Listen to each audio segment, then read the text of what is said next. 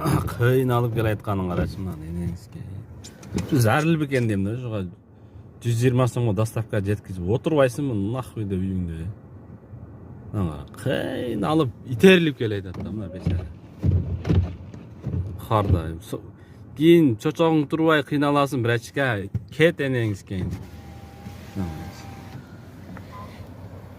Шуга не зарыл ушу. İşte 6000 işleyim.